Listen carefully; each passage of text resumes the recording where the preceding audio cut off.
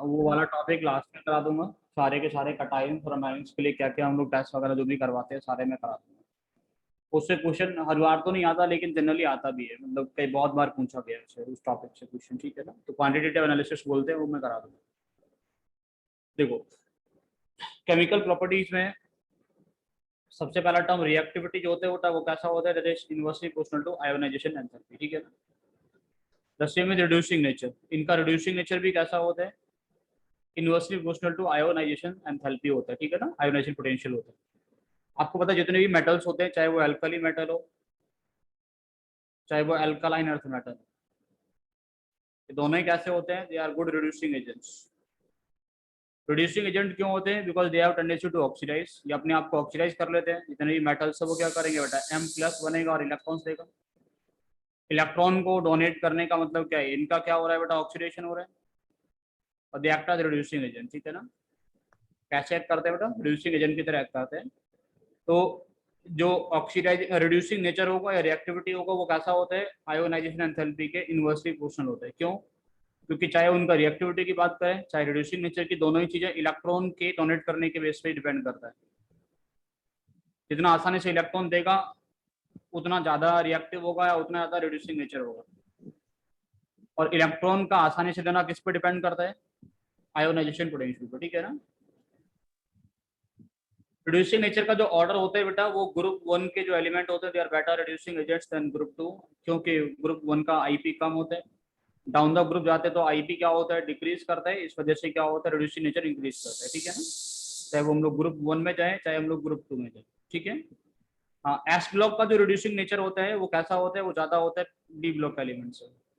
They have more tendency to donate electron, they are more electropositive, हाँ, more electropositive nature के होते हैं। इनका इलेक्ट्रॉन को डोनेट करने का टेंडेंसी कैसा होता है, ज्यादा होता है, इसलिए इनका रिड्यूसिंग पावर कैसा होता है, ज्यादा होता है एस ब्लॉक का डी ब्लॉक से, ठीक है। हाँ, जितने भी हम लोगों के पास में एस ब्लॉक में हम लोग एलिमेंट बात करते हैं, सबसे कम रिएक्टिव होते हैं बीई और सबसे ज्यादा रिएक्टिव होते हैं सीजियम, ठीक है ना। मोस्ट रिएक्टिव है या मोस्ट रिड्यूसिंग पावर इसी का होता है, इसका सबसे कम होता है। लिथियम जो होता है वो अपने ग्रुप का सबसे कम रिएक्टिव होता है अपने ग्रुप में, यानी हम लोग बात करें ग्रुप 1 में, तो lithium is the least reactive element, ठीक है ना। It is the least reactive element, लेकिन जैसे हम लोग इसको कहाँ रखते हैं बेटा, aqueous solution, it becomes strong reducing agent. तो ये क्वेश्चन बनता है कि लिथियम जो होता है that is strong reducing agent in aqueous solution, why. थोड़ा ये क्यों होता है, क्योंकि इसका जो हाइड्रेशन एंथैल्पी होता है that is very high due to its high hydration enthalpy. इसका हाइड्रेशन एंथैल्पी कैसा होता है, काफी ज्यादा होता है, तो हाइड्रेशन एंथैल्पी ज्यादा होने की वजह से it is good reducing agent in aqueous solution, otherwise it is not a good reducing agent या least reactive होता है, ठीक है ना। मैंने रिएक्शन भी लिखा है कि लिथियम को अगर आप लोग आयोनाइज करेंगे तो आपको एक एनर्जी देना पड़ेगा, आयोनाइजेशन एंथैल्पी, तो वो Li+ और 1 इलेक्ट्रॉन देगा। जैसे Li+ वाटर के कांटेक्ट में आएगा तो कुछ एनर्जी रिलीज करेगा, तो ये एनर्जी जो होते हैं that is used in ionizing lithium. समझ में आ रहा है कि नहीं, तो क्या होता है, हाइड्रेशन एंथैल्पी होता है that is used in ionizing lithium. Lithium को आयोनाइज करने में यूज हो जाता है, क्योंकि ये एंथैल्पी कैसा होता है, ज्यादा होता है, तो इसका आयोनाइजेशन कैसा हो जाता है, आसानी से हो जाता है। हालांकि इसका आयोनाइजेशन पोटेंशियल कैसा होता है, ज्यादा होता है, लेकिन फिर भी क्योंकि हाइड्रेशन एंथैल्पी काफी ज्यादा होते हैं तो इसको आयोनाइज करने में आसानी हो जाती है एक्वस सॉल्यूशन, तो it is good reducing agent. समझ में आया मैंने क्या बोला, कोई दिक्कत, ठीक है ना। चलो, बेरिलियम में भी होगा ये सेम? बी के केस में नहीं होता ऐसा, हाँ, लेकिन बीई के केस में बेटा इतना ज्यादा चेंज हम लोगों को देखने को नहीं मिलता है। बी के केस में ऑर्डर यही रहता है जो है, क्योंकि बीई और हम लोग अगर एलआई को कंपेयर करें तो आईपी का डिफरेंस काफी ज्यादा होता है, बीई का आयनिक पोटेंशियल काफी ज्यादा होगा, ठीक है। दूसरा रिएक्शन, हम लोग अब कुछ रिएक्शंस पढ़ेंगे इनका। सबसे पहला है N2 के साथ में, ठीक है ना, नाइट्रोजन के साथ में रिएक्शन। N2 कैसे एग्जिस्ट करता है बेटा, N ट्रिपल बॉन्ड N की तरह, और आपको पता है N2 जो होता है वो कैसा होता है, that is inert at room temperature.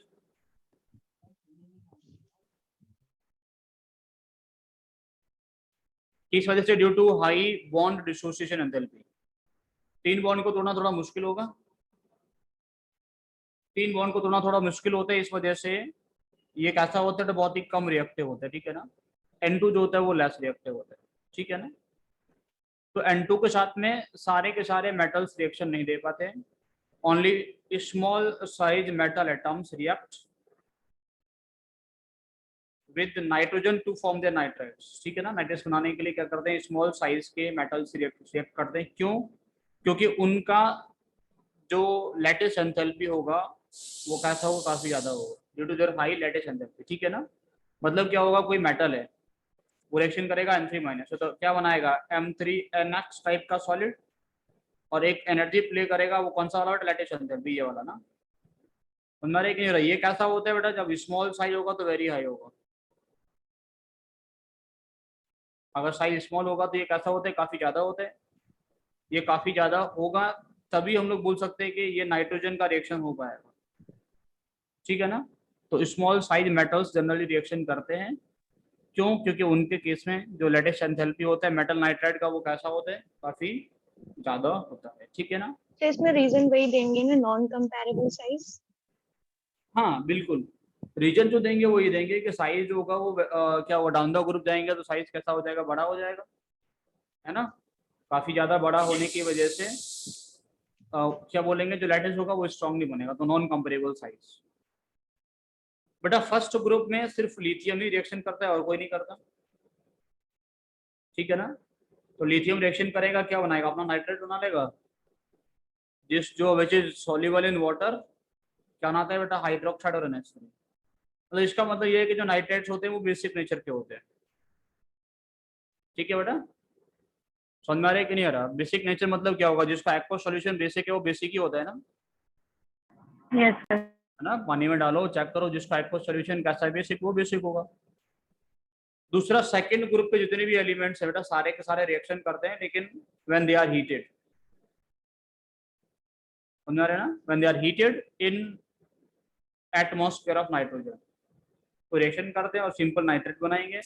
इनके नाइट्रेट्स जो होंगे वो भी कैसे होते हैं बेटा, बेसिक नेचर के होते हैं, ठीक है ना। अब किसका बेसिक नेचर ज्यादा होगा तुम लोग खुद से बता सकते हो। मैं बोलूंगा फर्स्ट ग्रुप का मेटल हाइड्रोक्साइड या सेकंड ग्रुप का मेटल हाइड्रोक्साइड कौन ज्यादा बेसिक होता है, बताओ। एल्कली मेटल के हाइड्रोक्साइड और एल्कलाइन अर्थ मेटल के, किसका हाइड्रोक्साइड ज्यादा बेसिक होता है? Second group. Alkali metal hydroxides are more basic ना, KOH is more basic than CaOH का होल ट्वाइस। कौन ज्यादा बेसिक होता है, KOH। इसका रीजन क्या है ये बता सकते हो?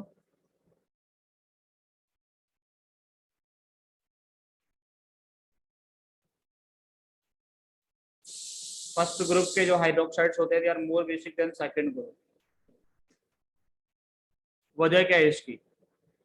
NaOH जो होगा वो क्या होगा बेटा, MgOH का होल ट्वाइस से ज्यादा बेसिक होता है ना। देखो बेटा बेसिक नेचर जो होता है वो दो चीजों पर डिपेंड करता है हाइड्रोक्साइड का। पहला पॉइंट पोलरिटी ऑफ बॉन्ड, दूसरा point metal OH bond length.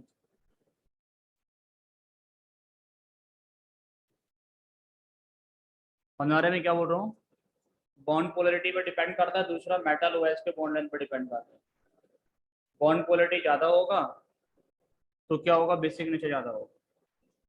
मैं तुमसे पूछूं KOH और CaOH का होल ट्वाइस में से कौन ज्यादा आयोनिक है, तो ज्यादा आयोनिक होगा उसका बॉन्ड ज्यादा पोलर होगा।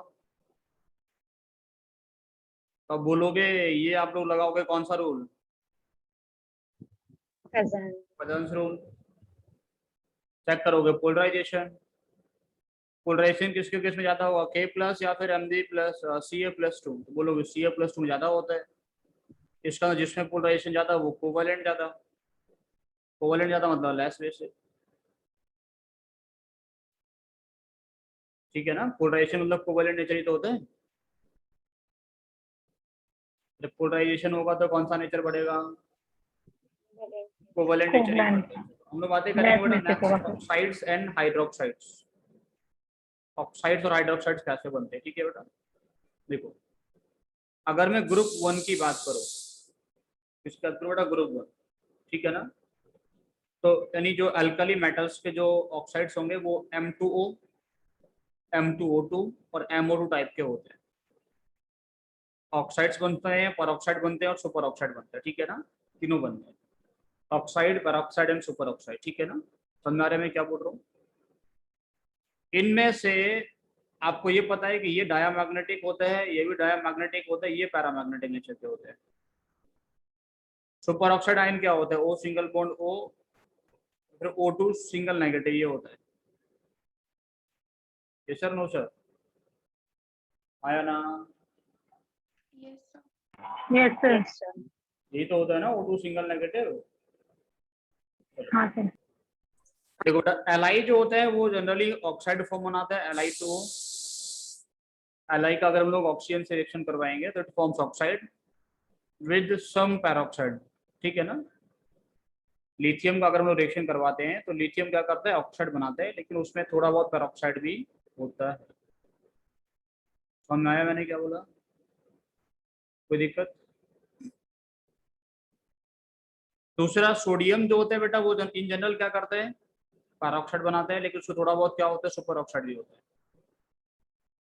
अगर हम लोग सोडियम का रिएक्शन करवाएं ऑक्सीजन से तो वो क्या करता है? In general peroxide plus some amount of super oxide बनाते हैं। लिथियम बनाते हैं oxide with some amount of peroxide, ठीक है। अगर हम लोग बाकी जो मेटल्स है इनका रिएक्शन करवाएंगे, दे फॉर्म सुपर ऑक्साइड्स, ठीक है ना। ये ऑक्सीजन से रिएक्शन करके क्या बनाते हैं? दे फॉर्म सुपर ऑक्साइड्स, यानी KO2, RbO2 और CSO2 ना, ये सुपर ऑक्साइड्स ही बनाते हैं।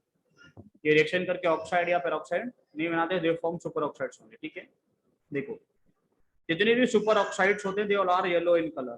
कैसे होते हैं? येलो या फिर ऑरेंज रेड कलर के होते हैं। जितने भी सुपर ऑक्साइड्स हैं, all superoxides are yellow in colour और ऑरेंज रेड इन कलर, ठीक है ना। Yes, sir. On and they are paramagnetic also. साथ में क्या होते हैं? पैरामैग्नेटिक नेचर के होते हैं। जितने भी ऑक्साइड्स या पैरोक्साइड्स हैं दे आर जनरली कलरलेस और डायामैग्नेटिक।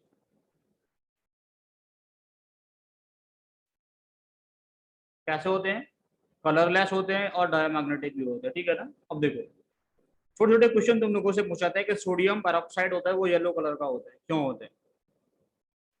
सोडियम पैरोक्साइड हम लोग जब करवाते हैं सोडियम का रिएक्शन ऑक्सीजन के साथ में, तो इन जनरली क्या बनता है बेटा? इन जनरल सोडियम पैरोक्साइड बनते हैं। वो कैसा मिलता है हम लोगों को? Yellow colour. और अभी हम लोग बोल रहे हैं कि जो पैरोक्साइड होते हैं वो कैसे होते हैं? कलरलेस होते हैं।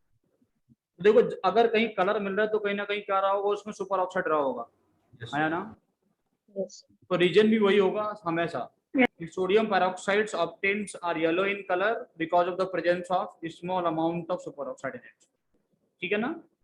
कलर्ड क्यों होता है? येलो कलर क्यों मिलते हैं? क्योंकि इन जनरल उसमें क्या होता है? थोड़ा बहुत अमाउंट का सुपर ऑक्साइड भी बनता है, इस वजह से, ठीक है। सिमिलरली जो हम लोगों के पास इनके ऑक्साइड्स हैं, रुबिडियम, सीजियम के, इनके ऑक्साइड्स भी कैसे होते हैं? येलो ही मिलते हैं हम लोगों को, क्योंकि उनमें भी क्या होता है? Small amount of super oxide present होता है, ठीक है ना। This clear to you all? Yes, yes sir, sir. No Yes, सर? sir. Yes, sir. देखिए सर, Yes, sir. अगर हम लोग बातें करें स्टेबिलिटी ऑफ पेरोक्साइड और सुपर ऑक्साइड की, तो this increases down the group. Down the group जाने पे क्या होता है बेटा? इंक्रीज करता है with increase in the size of the metal ion, ठीक है ना। क्योंकि मेटल आयन का साइज क्या होता है? बढ़ता है। मेटल आयन के साइज के बढ़ने की वजह से क्या होगा? It's due to the stabilization of large ion, large cation through lattice energy, ठीक है ना। मैं बोल रहा हूँ कि डाउन द ग्रुप जाते हैं तो क्या होता है? पेरोक्साइड और सुपर ऑक्साइड्स का लैटिस एनर्जी बढ़ता है। समझ आ रहा है मैं क्या बोल रहा हूँ? आप इतना याद रखिए, डाउन द ग्रुप जाते हैं तो पेरोक्साइड, सुपर ऑक्साइड्स का क्या होता है बेटा? लैटिस एनर्जी क्या होता है? बढ़ता है। लैटिस एनर्जी के बढ़ने की वजह से क्या होगा? उनका स्टेबिलिटी क्या होगा? बढ़ेगा, ठीक है ना। उनका स्टेबिलिटी क्या होता है? इंक्रीज करता है। Is it clear to you?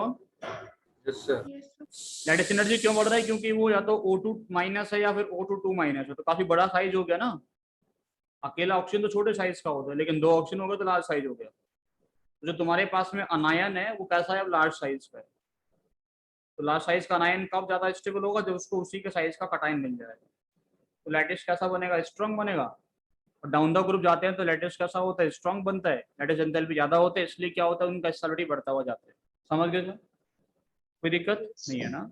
चलो अगर हम लोग ग्रुप 2 की बात करें बेटा, तो ग्रुप 2 के जो एलिमेंट्स होते हैं दे फॉर्म्स ऑक्साइड्स, ना दे फॉर्म्स मोनोऑक्साइड्स और peroxide in general. MO type का ऑक्साइड बनाते हैं और MO2 टाइप का क्या करते हैं बेटा, पेरोक्साइड का फॉर्मेशन करते हैं, ठीक है।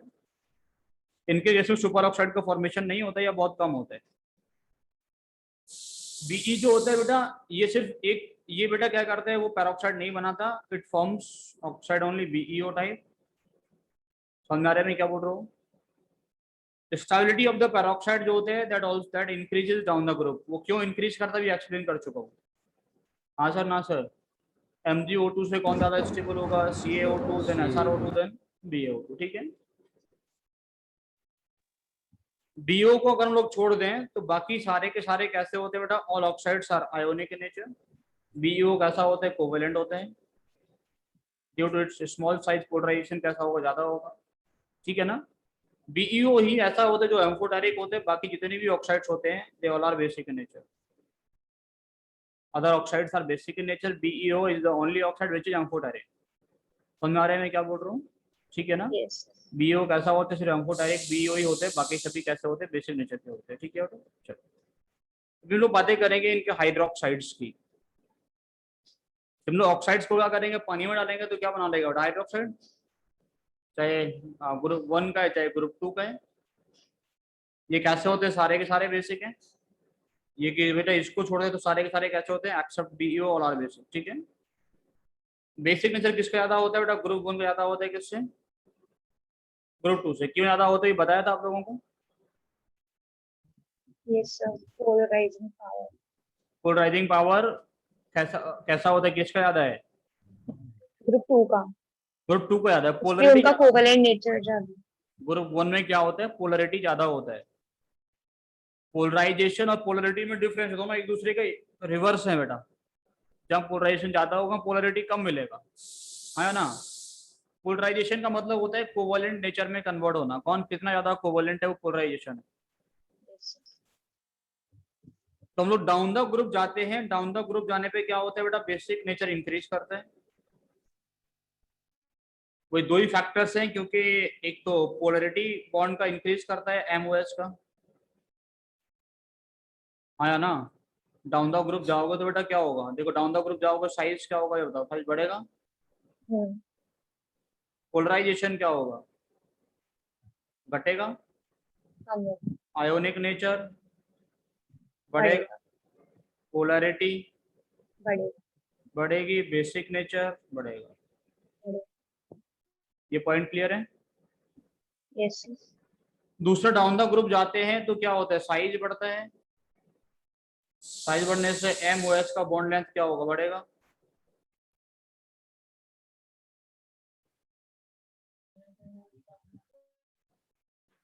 डाउन द ग्रुप जाते हैं तो क्या होगा, MOH का बॉन्ड लेंथ बढ़ेगा। बॉन्ड लेंथ बढ़ेगा तो क्या होगा बेटा, मेटल से OH को कौन से वाले को आसानी से निकाल सकते हैं, 1 और 2। सेकंड सेकंड वाले को आसानी से निकाला जा सकता है ना। समझा रहे मैं क्या बोल रहा हूँ। यस सर सेकंड वाले को आसानी से निकाल सकते हैं क्योंकि उसका साइज कैसा है, उसका बेटा बॉन्ड लेंथ कैसा है, उसका बॉन्ड लेंथ ज्यादा है, ज्यादा। ठीक है। Yes, sir. समझ आ रहा है सबको। Down the Yes. ग्रुप जाते हैं तो बेटा क्या होता है, बेसिक नेचर बढ़ेगा, इधर भी और इधर भी। ग्रुप 1 में देखो चाहे ग्रुप 2 में देखो, ठीक है ना। ये ग्रुप 1 में ही बढ़ रहा है, ग्रुप 2 में भी बढ़ रहा है। इनमें सिर्फ BeO ऐसा जो कैसा होता है, एम्फोटेरिक होता है। एम्फोटेरिक का मतलब तो सभी जानते हैं ना, यस सर तो यस सर, एसिड और बेस बेसिक और दोनों से एसिड रिएक्शन करके सॉल्ट बना दे, या फिर जो एसिडिक नेचर भी शो करे और बेसिक नेचर भी शो करे, ऐसे भी बोल सकते हो। उनको हम लोग क्या बोलते हैं, एम्फोटेरिक बोलते हैं, ठीक है ना। तो बेटा BeO को पानी में डालोगे तो हाइड्रोक्साइड बनेगा, और ये हाइड्रोक्साइड बेस से भी रिएक्शन करके सॉल्ट बनाता है और एसिड से रिएक्शन करके भी सॉल्ट बनाता है, ठीक है। भंडारे में क्या बोल रहा हूँ, इसलिए एक ऐसा होता है एम्फोटेरिक नेचर का होता है, ठीक है। ये दो रिएक्शन है जो इसका एम्फोटेरिक नेचर को प्रूव करते हैं, reaction with base, reaction with acid, ठीक है। The solubility of the hydroxide कैसा होगा बेटा? इसके बारे में मैंने कुछ लिखा नहीं है क्योंकि मुझे तुम लोगों से पूछना था इसके बारे में। Solubility of hydroxide group 1 group 2 में किसका ज्यादा होगा पहले बताओ।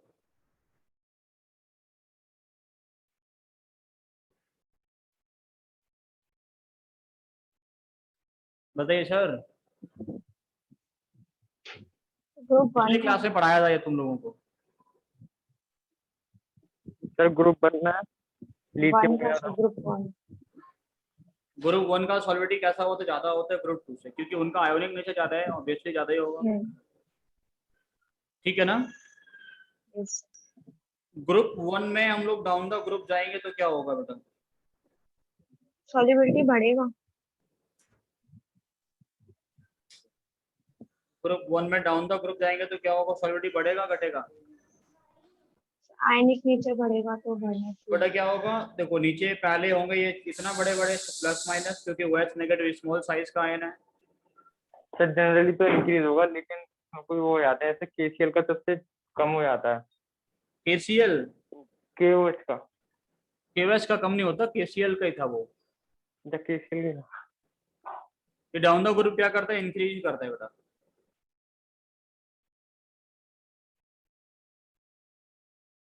ठीक है ना? क्योंकि यहाँ पे साइज कैसा है? कंपेरेबल है, और यहाँ पे साइज कैसा है? नॉन कंपेरेबल है। नीचे की तरफ जाएंगे लैटिस वीक बनेगा, स्टेबिलिटी ज्यादा हो जाएगा। क्या सोचो, नीचे की तरफ जाएंगे आयोनिक नेचर बढ़ेगा। ठीक है ना? पोलराइजेशन क्या होगा? कम होगा, तो सॉलिडिटी कैसा होगा? इन वाटर बढ़ जाएगा। जो ज्यादा पोलरिटी क्या होगा? डाउन द ग्रुप जाएंगे तो बढ़ेगा। सॉलिडिटी क्या होगा? बढ़ेगा। ऐसे भी कई सारे तरीके से बोल सकते हो। Same is true for group 2 also. Group 2 में क्या करोगे? डाउन द ग्रुप जाओगे तो क्या होगा? इंक्रीज ही करेगा। तो यहाँ पे भी सॉलिडिटी क्या करता है? इंक्रीज करेगा।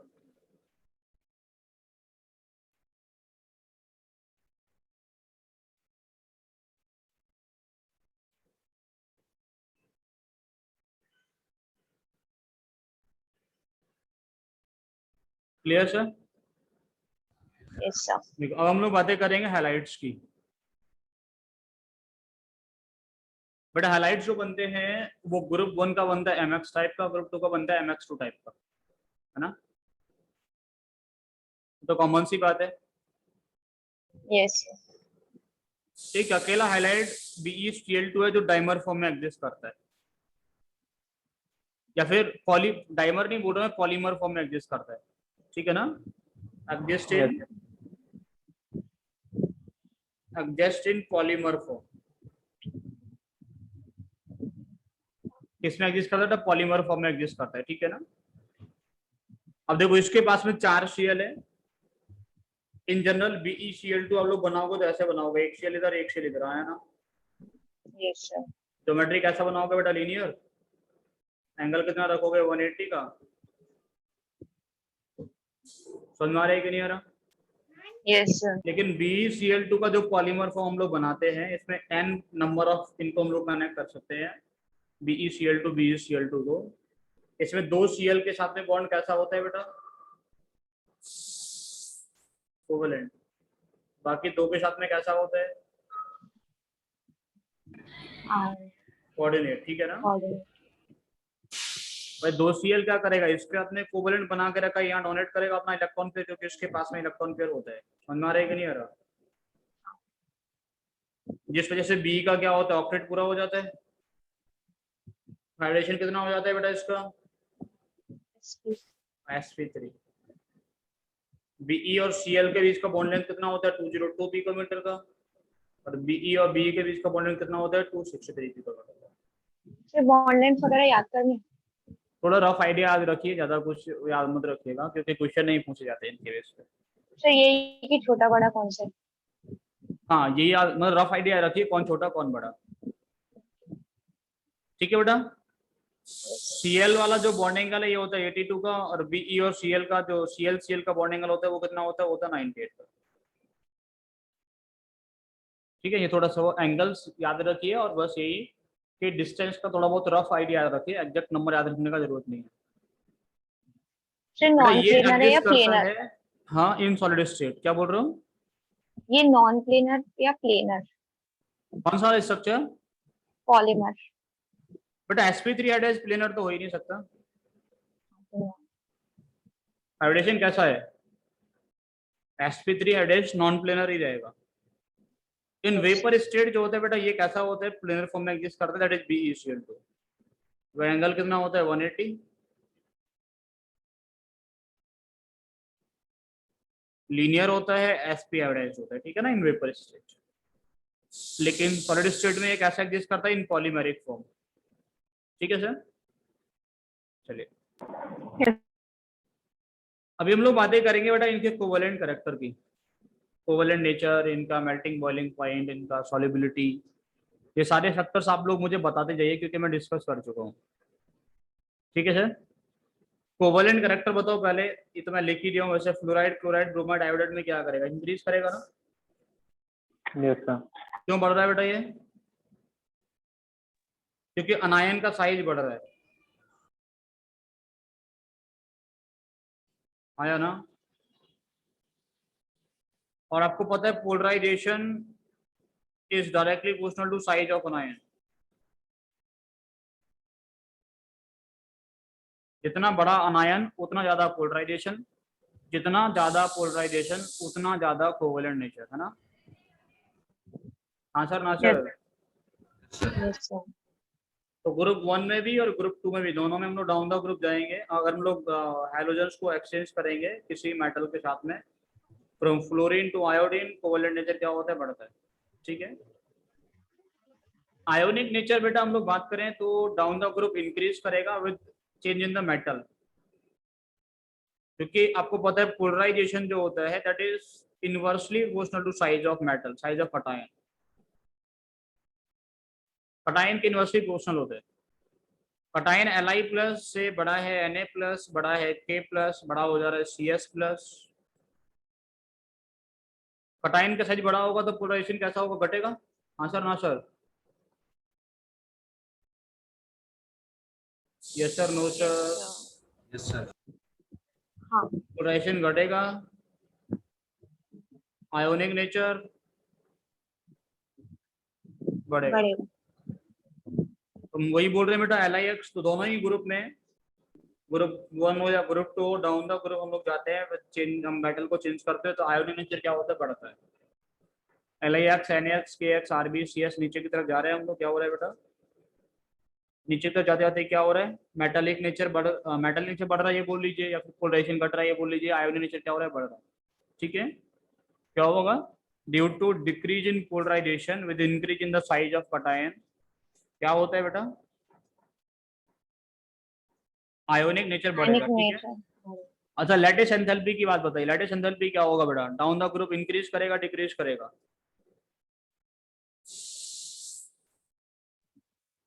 सर डिक्रीज करेगा। लैटिस एंथैल्पी डिक्रीज करते हैं? Yes sir, no sir? देखो, yes sir. Lattice enthalpy down the group decrease करता है, लेकिन आप समझिएगा मैं जो बोल रहा हूँ, मैंने जनरल पॉइंट लिखा है। अगर तुम्हारे पास फ्लोराइड है तो क्या करेगा ये बताओ? इंक्रीज या डिक्रीज? क्लोराइड में इंक्रीज करना चाहिए। फ्लोराइड में इंक्रीज करेगा। फ्लोराइड में भी डिक्रीज ही तो करेगा बेटा। सर यहाँ पे साइज ही तो देखेंगे ना। हाँ, तो फ्लोराइड छोटे साइज का होता है, फ्लोरीन। हाँ। ठीक है। लैटिस एंथैल्पी क्या होती है? जनरली डिक्रीज करता है डाउन द ग्रुप। दूसरा, मेल्टिंग बॉइलिंग पॉइंट भी क्या होता है? डिक्रीज करता है डाउन द ग्रुप। ठीक है ना, क्योंकि लैटिस एंथैल्पी और मेल्टिंग पॉइंट दोनों सेम तरीके से वेरी करते हैं। ये वाला पॉइंट थोड़ा सा अलग है। NaCl, KCl, RbCs, LiCl का क्योंकि सबसे कम होना चाहिए, इसका क्या होता है? कैसा होता है बेटा? इसका सबसे ज्यादा होना चाहिए, इसका कैसा होता है? सबसे कम होता है। क्योंकि ये कैसा होता है बेटा? कोवेलेंट नेचर का होता है। यहाँ पे आयोनिक बॉन्ड नहीं बनता, यहाँ पे कैसा होता है? कोवेलेंट बॉन्ड है, इस वजह से। ठीक है सर?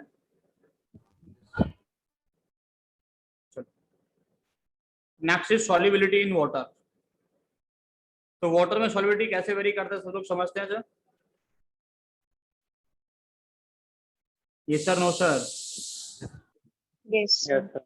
बेटा हाइलाइट्स का सॉल्युबिलिटी क्या करता है? डिक्रीजेज डाउन द ग्रुप, है ना? Hmm. देखो हैलाइड्स की तरह, हैलाइड्स मतलब मैं बोल रहा हूँ क्लोराइड्स। हैलाइड्स कौन कौन? क्लोरीन हो सकता है, यहाँ पे फ्लोरीन हो सकता है, ब्रोमीन हो सकता है, नहीं फ्लोरीन नहीं हो सकता, क्लोरीन, ब्रोमीन, आयोडीन, ठीक है ना? क्योंकि क्लोरीन, ब्रोमीन और आयोडीन तीनों ही ये जो नेगेटिव होते हैं वो लार्ज साइज का आयन हम लोग मानते हैं ना? Yes, sir no sir? Yes sir. इनको लोग लार्ज साइज आयन मानते हैं। डाउन द ग्रुप हम लोग जाएंगे तो लास्ट में जाके साइज कैसा हो जाएगा? कंपेरेबल। और यहाँ पे साइज कैसा होगा? Non comparable. ज्यादा सॉल्युबल, कम सॉल्युबल, ठीक है ना? sir, That's all. solubility in water में ionic nature नहीं देखेंगे क्या? बेटा सॉल्युबिलिटी के लिए लैटिस एंथैल्पी और हाइड्रेशन एंथैल्पी दो चीजें देखी जाती है और कुछ नहीं। हमारे में क्या बोल रहा हूँ? सौंदर्य में क्या बोल? Lattice enthalpy down the group क्या करता है? डिक्रीज करता है। Hmm. Hydration enthalpy down the group क्या करता है? डिक्रीज करता है। किसका एक्सटेंट ज्यादा है, किसका एक्सटेंट कम है, वो बात होती है सिर्फ, ठीक है?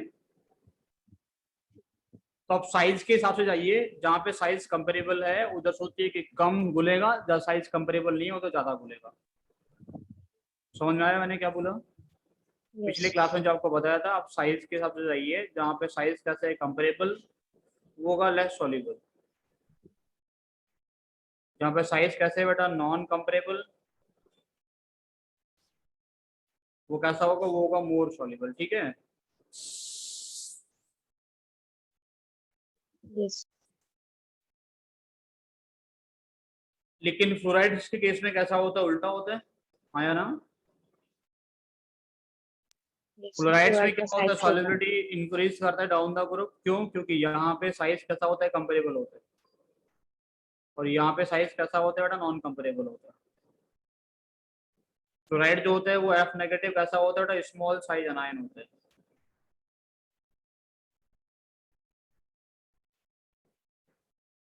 एक ऐसा होता है स्मॉल साइज अनायन होता है इस वजह से, ठीक है सर? दूसरा पॉइंट, ग्रुप 2 के जो हाइलाइट्स होते हैं they are more covalent than group 1 halides, आया ना? Yes, sir. तो सॉल्युबिलिटी किसके ज्यादा होगा? ग्रुप 1 का ज्यादा होगा ग्रुप 2 से।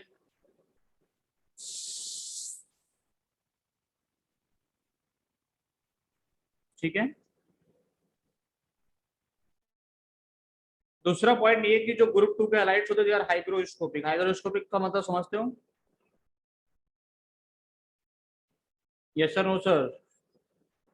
Yes. Yes, sir. हाइग्रोस्कोपिक का मतलब they can absorb water from moisture, ठीक है ना? फ्रॉम एयर, एयर से मॉइस्चर को यानी वाटर को एब्जॉर्ब कर लेते हैं, ठीक है ना? जो एयर से वाटर को एब्जॉर्ब कर सकता है उनको हाइग्रोस्कोपिक नेचर का बोलते हैं।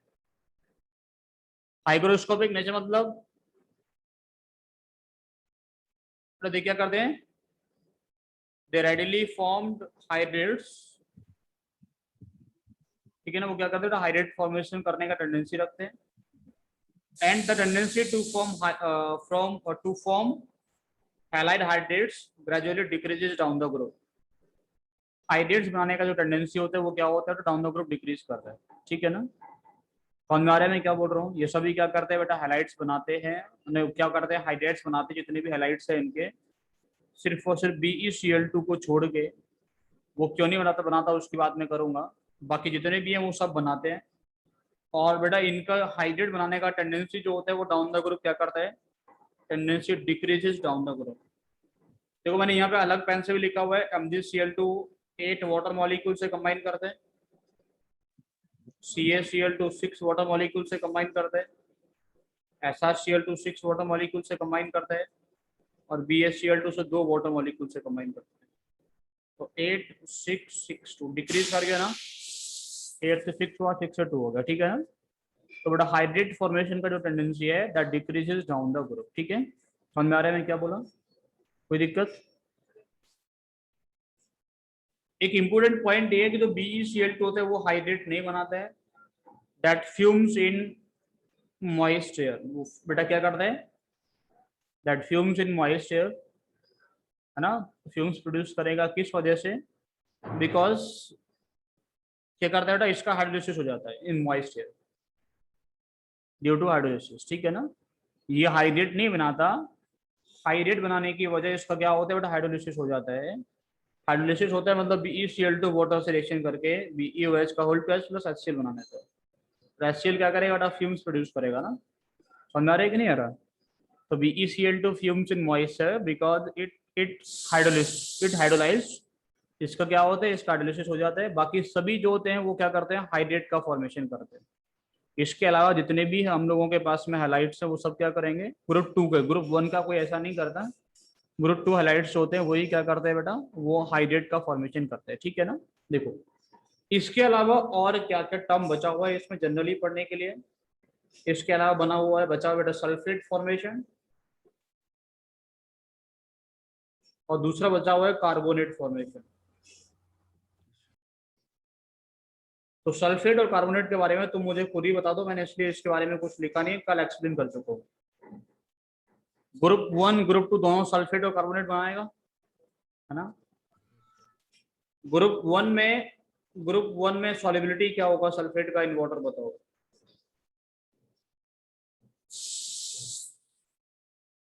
ग्रुप 1 में क्या होगा बेटा solubility down the group, increase करेगा, डिक्रीज करेगा, इंक्रीज करता है डिक्रीज करता है, तो इंक्रीज करेगा, इंक्रीज इंक्रीज नीचे जाके सर कंपैरेबल हो जाएगा।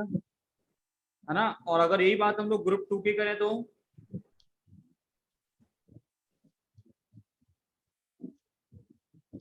इसमें भी शायद सेम रहना चाहिए। ग्रुप 2 में डिक्रीज करता है।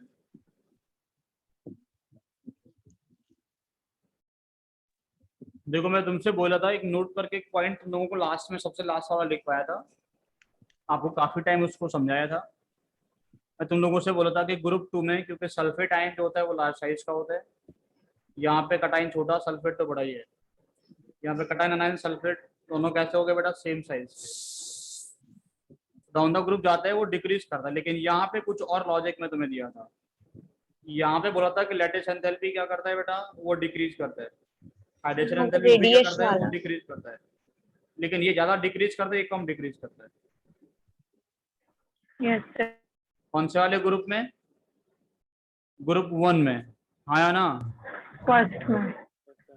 इस वजह से बोला था कि इनका जो सॉल्युबिलिटी होता है वो इंक्रीज करता है, क्योंकि हाइड्रेशन एंथैल्पी क्या होता है उतना डिक्रीज नहीं करता, कितना लैटिस एंथैल्पी डिक्रीज कर जाता है। डिक्रीज दोनों ही करता है डाउन द ग्रुप जाने पे, लेकिन extent of decrease of lattice enthalpy कैसा होता है, that is much more greater than hydration enthalpy, है ना। इसलिए मैं बोला था कि आपको सल्फेट और कार्बोनेट दोनों में ये टर्म याद रखना है। किसके केस में बेटा, in case of group 1 and group 2 दोनों ही। Same is true for carbonates also. Carbonate में भी कैसा होता है, ऐसा ही होता है सेम। कार्बोनेट्स में भी क्या होता है बेटा, सेम चीज फॉलो होती है, यही सेम। हाँ सर, ना सर। Yes sir. कार्बोनेट्स में भी क्या होता है, सॉल्युबिलिटी ग्रुप 1 में क्या होता है, इंक्रीज करता है, ग्रुप 2 में क्या होता है, डिक्रीज करता है। इन जनरल बेटा carbonates and sulphates are insoluble in water, बहुत ही कम, कार्बोनेट्स तो बहुत ही कम घुलते हैं, दे आर नेग्लिजिबली सॉल्युबल और वेरी लेस सॉल्युबल होते हैं। डाउन द ग्रुप जाते हैं तो ग्रुप 1 में क्या होता है, सॉल्युबिलिटी बढ़ता है, और ग्रुप 2 में क्या करता है, घटता है, ठीक है सर। बाकी अब हम लोग इनके कुछ कंपाउंड्स पढ़ेंगे, बाकी तो कुछ बचा नहीं है पढ़ने को इन जनरल प्रॉपर्टीज में। इनके कुछ कंपाउंड्स पढ़ना है, वो हम लोग नेक्स्ट क्लास यानी मंडे से स्टार्ट करेंगे सर, ठीक है। कंपाउंड्स को तो तुम लोग एक बार एनसीईआरटी से पढ़ के, क्या बोल रहे हो।